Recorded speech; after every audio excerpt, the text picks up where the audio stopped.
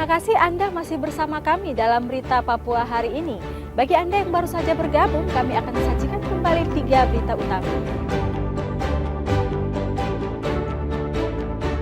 Sebuah rumah kios di Jalan Cemara Merauke nyaris terbakar akibat ulah seorang pria.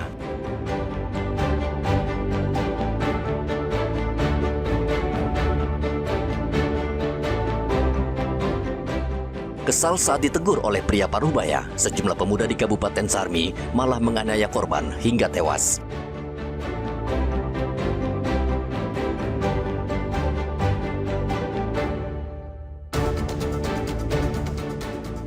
Razia pabrik miras oplosan di Merauke terus berlanjut.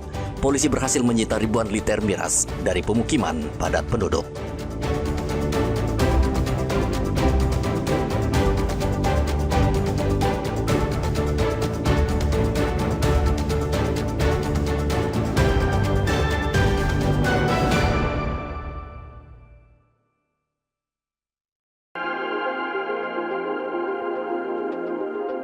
Polisi di pos keamanan Pasar Wamanggu Merauke pada hari Senin meringkus seorang pria yang ketahuan membongkar kios di salah satu blok di pasar ini. Saat itu petugas sedang rutin berpatroli di sekitar area pasar, tiba-tiba melihat seorang pria dengan gerak-gerik mencurigakan mondar-mandir di sekitar kios busana di lantai 2. Setelah diperiksa, petugas menemukan sejumlah pakaian dan kain di dalam karung. Pelaku tidak bisa mengelak lagi dan langsung dibawa ke pos keamanan. Sekitar jam 10.00 telah terjadi percobaan pencurian di Pasar Wamanggu, tepatnya di lantai 2, Los L206. Kebetulan anggota melaksanakan patroli di lantai 2, mendapati satu orang yang sudah membuka pintu los pedagang tersebut, yakni pedagang pakaian. Pelaku berhasil masuk ke dalam kios dengan cara membongkar pintu.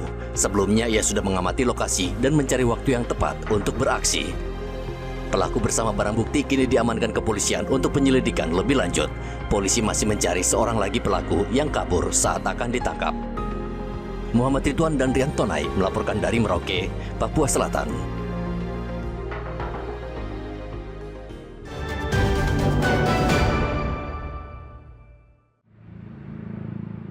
Kantor Kesyah Bandaraan dan Otoritas Pelabuhan atau KSOP kelas 2 Jayapura mengumumkan realisasi penerimaan negara bukan pajak tahun 2025 hingga bulan Oktober. KSOP Jayapura mencatat realisasi penerimaan negara bukan pajak hingga Oktober 2025 mencapai 4.623 juta rupiah atau 113% dari target sebesar 4.103 juta rupiah.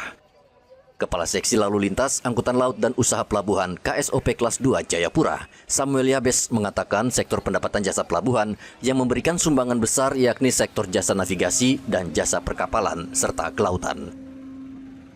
Lonjakan PNBP ini juga didorong peningkatan aktivitas kunjungan kapal termasuk kapal wisata asing berbendera Prancis dan Belanda yang sandar di Pelabuhan Jayapura sepanjang tahun ini. Tahun ini kita bisa tinggal 2 bulan lagi. September dan Desember kita bisa melampaui daripada target 2024 ini. Sektor yang Jadi untuk tahun 2024 ini kita sudah melebihi daripada target, ya itu sudah 113% pengguna jasa dapat tertib dalam membayar akan jasa-jasa kepelabuhanan, begitu.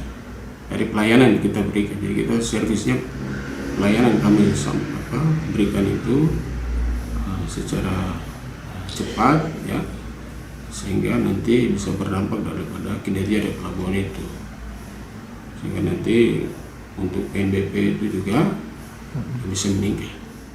Samuel Yabes optimistis hingga akhir Desember 2025 realisasi PNBP KSOP Jayapura bisa mencapai angka 6 miliar rupiah. Dengan pencapaian tersebut, KSOP Jayapura berkomitmen meningkatkan kualitas pelayanan dan memberikan kontribusi signifikan bagi pendapatan negara, khususnya sektor transportasi laut. Hendra dan Rian Tonai melaporkan dari Kota Jayapura, Papua.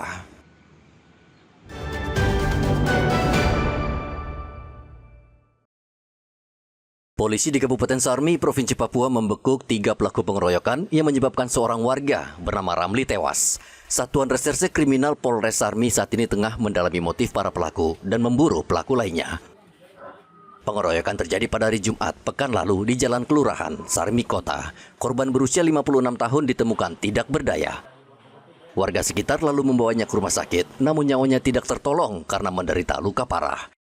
Tidak berapa lama polisi langsung meringkus para pelaku, namun sebagian lagi masih buron. Kurang lebih tidak sampai 1x24 jam, kami bergerak sampai subuh, para pelaku bisa kita tangkap.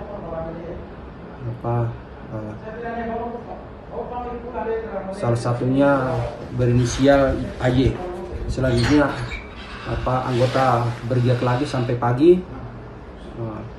Setelah itu kami dikabarkan dari rumah sakit bahwa yang korban dirujuk ke Jayapura, tapi di perjalanan korban sudah meninggal dunia.